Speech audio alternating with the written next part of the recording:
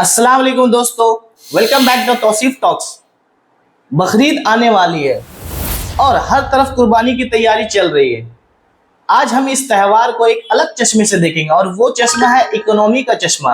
बहुत सारे लोग सोचते हैं कि बकरीद में सिर्फ पैसे खर्च होते हैं, पर क्या आपको पता है कि ये फेस्टिवल इंडियन इकोनॉमी, खासकर रूरल इंडिया के लिए एक मल्टी बिलियन डॉलर का बूस्टर डोज होता है। कैसे कुर्बानी में खर्च हुए एक एक रुपया देश के आम आदमी के पॉकेट में लिक्विडिटी बढ़ाता है। चलिए पूरे फैक्ट्स और डेटा से समझते हैं। Point 1, direct wealth transfer to rural farmers. सबसे पहला और बड़ा पॉइंट है डायरेक्ट वेल्थ ट्रांसफर।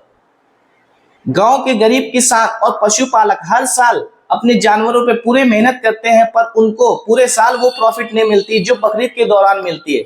बकरीद के दौरान शहर का एक अमीर आदमी और मिडिल क्लास आदमी अपनी कुर्बानी की जानवर डायरेक्ट गांव के गरीब किसान और पशुपालक से खरीदता है।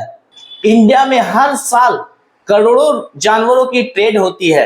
एवरेज लगाए तो 1000 करोड़ों रुपए का ट्रांजैक्शन डायरेक्ट एक गरीब किसान और पशुपालक तक डायरेक्ट पहुंचता है बिना किसी मिडिल मैन के, और वो पैसे उनके अगले साल की खेती, बच्चों की पढ़ाई और घर के खर्च करने में काफी काम आता है। Point 2, massive employment generation. दूसरा पॉइंट है एम्प्लॉयमेंट जनरेशन। बकरीद आने के 1-2 महीने पहले से ही पूरे देश के कोने कोने में लाखों लोगों को रोजगार मिलनी शुरू हो जाती है। कैसे? नई नई मंडियां सजती है जहां लोकल अथॉरिटीज को टैक्स और ग्राउंड रेंट मिलता है। साथ में गांव से शहर लाने के लिए ट्रांसपोर्ट और लॉजिस्टिक्स सेक्टर को करोड़ों का बिजनेस मिलता है। इसके अलावा जानवरों की रस्सी, जानवरों का चारा, दवाई और मंडियों में काम करने वाले लेबर को इस सीजन में सॉलिड कमाई होती है। यानी ये एक ऐसी चेन बनाती है जिसमें ग्राउंड लेवल पर लोकल जॉब जनरेट होती है। Point 3, the leather and allied industry boost.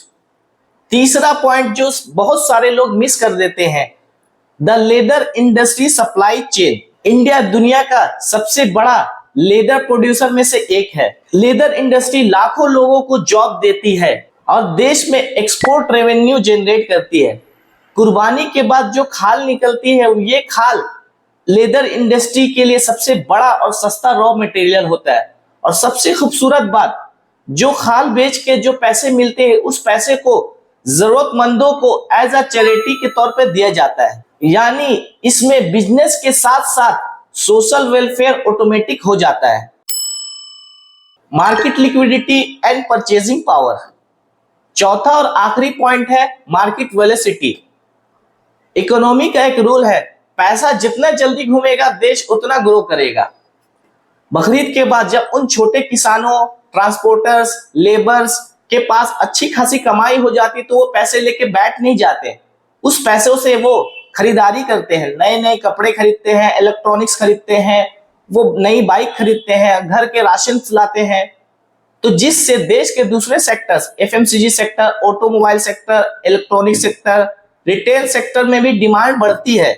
यानी कुर्बानी का एक एक पैसा प्योर इंडियन मार्केट को रोटेट करने के लिए काम आता है।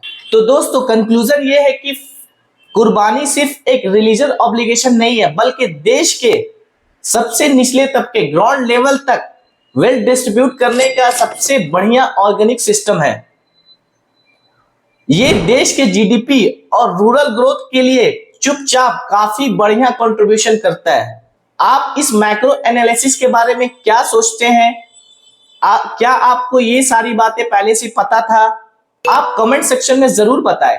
इस वीडियो को ज्यादा से ज्यादा लोगों तक शेयर करें ताकि उनका भी विजन कुर्बानी को लेकर क्लियर हो, और द तौसीफ टॉक्स को अभी सब्सक्राइब करें।